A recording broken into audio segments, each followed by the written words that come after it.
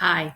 In this video, lesson 1.6, we are going to be discussing the cultural interactions between Europeans, Native Americans, and Africans during the time period 1491 to 1607.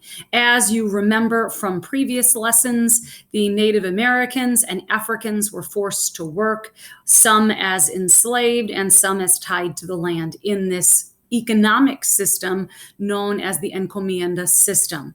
When the Europeans arrived, they also created a very strict hierarchical caste system, which was based solely on race, which determined your social status and your power.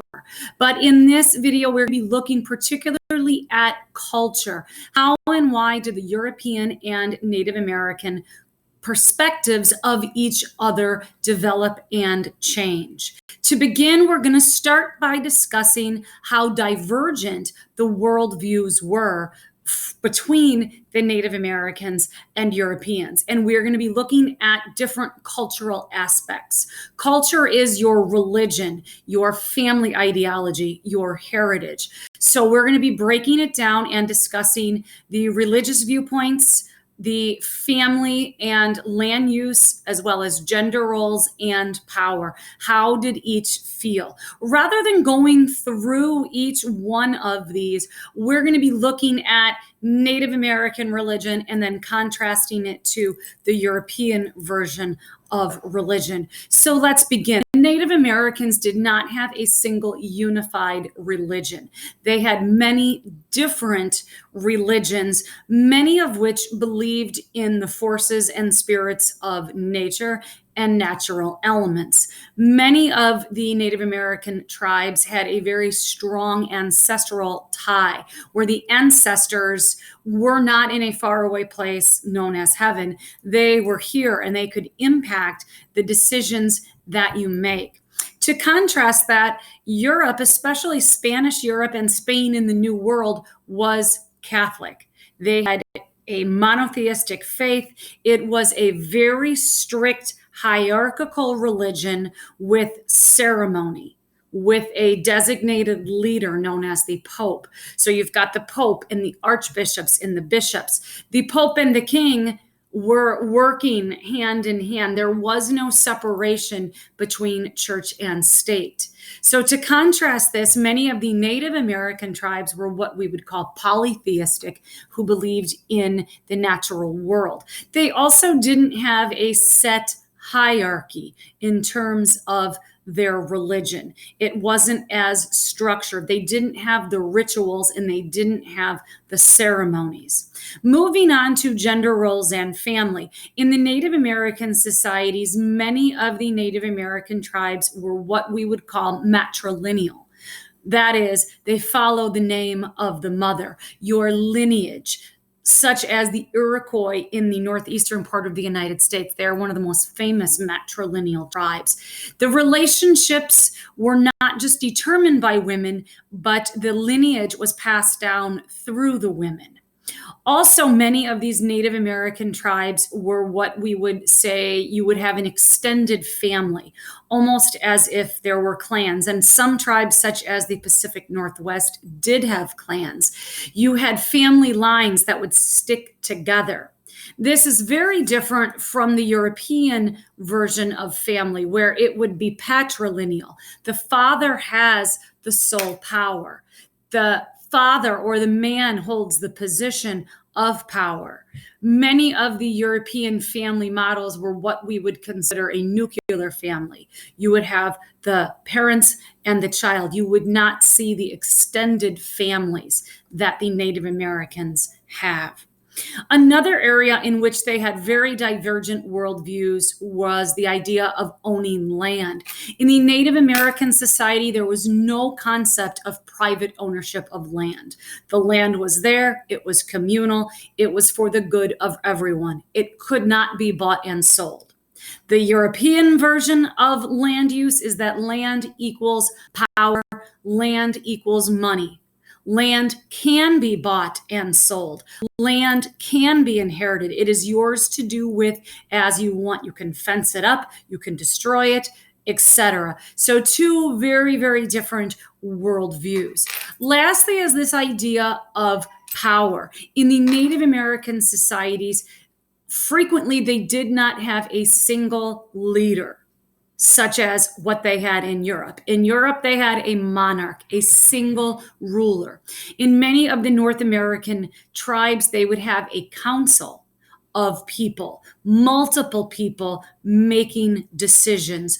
Oftentimes, they had communal decision making, which would mean that the group itself was able to make decisions.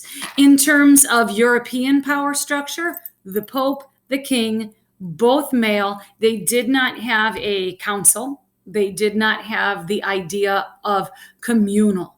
In Europe, the majority of people had no wealth, had no power, had no say. So you can see by those categories that these worldviews were very, very different. And so when they meet for the first time, it is going to lead to what we could say is an understatement, this idea of mutual understandings.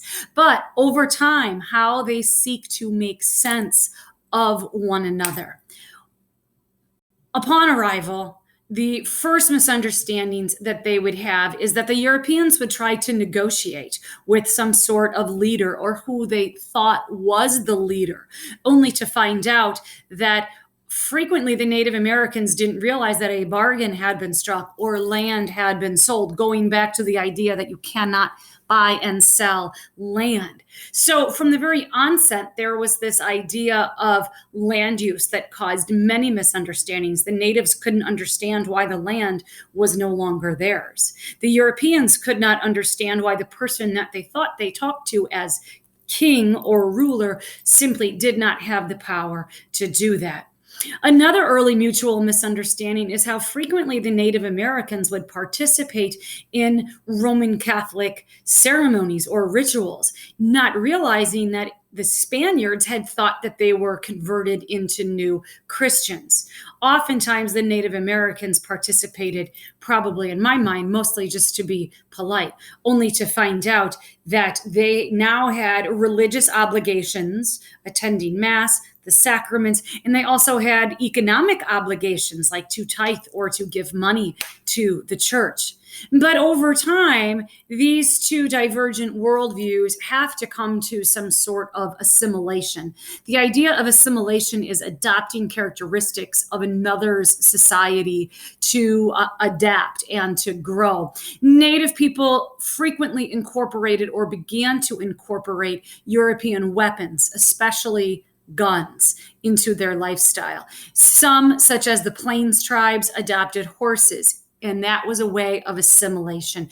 They also started dressing more European. Their clothing became a sign of their assimilation. And finally, they began to drink and use alcohol, much as the Spanish did.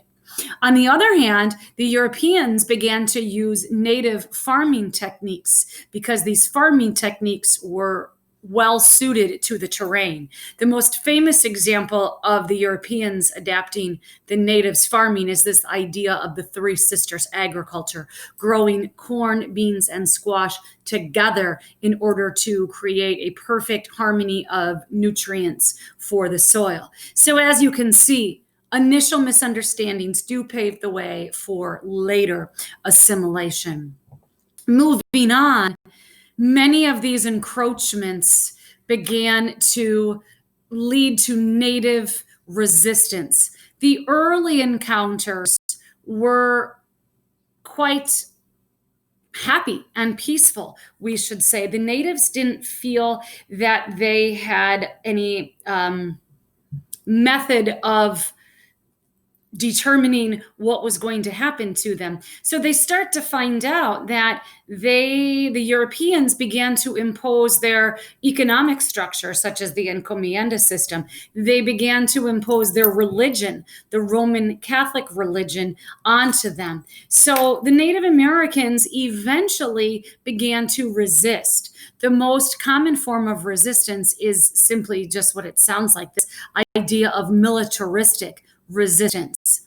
However, the natives were ill-equipped because they simply did not have the weapons and they did not have the numbers because so many of them had been decimated by disease to fight back or offer up much resistance. And our final concept for this topic, lesson 1.6, is how the Europeans justified it. The economic justification of social and racial subjugation. And there were some people, however, that did oppose this subjugation. Europeans, quite frankly, said, we are protecting these natives. They are helpless. They are simple. The encomienda system is set up to give them this protection. Protection from whom or what, right? But nevertheless, they said that they were there to protect them. The encomienda system helped them. And of course, European justification for racial subjugation is through the imposition of religion, the idea of conversion to save your immortal soul. Well, of course, the Spanish felt that they were doing a great service to the natives simply by saving their souls, this idea of religious subjugation. That being said, there were some, very few, that did speak out against. They were opposed to the racial subjugation. They were a minority. And the most vocal of these was actually a missionary, a priest that traveled to the New World. His name was Bartholomew de las Casas, and his voice spoke out against what the Spanish were doing to the natives. He said, you are beating them, you are harming them. They are simple, docile creatures. So once again, we see this very paternalistic idea that the Spanish are better because they are taking care of them. But Bartolomé de las Casas was one of a few voices who did write in his journals, who wrote letters to the king to speak out for those who had no voice. And his records are primary sources, which are a first-hand account of the brutality and the horror that was imposed upon the natives. Some of the stories of the conversions and the burnings at the stake offer rare glimpses into this very first contact between the Europeans and the Native Americans and how their worldviews clashed, collided, and eventually came together. So to summarize, you should be able to explain how European and Native American perspectives developed and changed and why. So not just the how they developed and changed, but what were the causes and why did they change from the beginning, 1491, until 1607.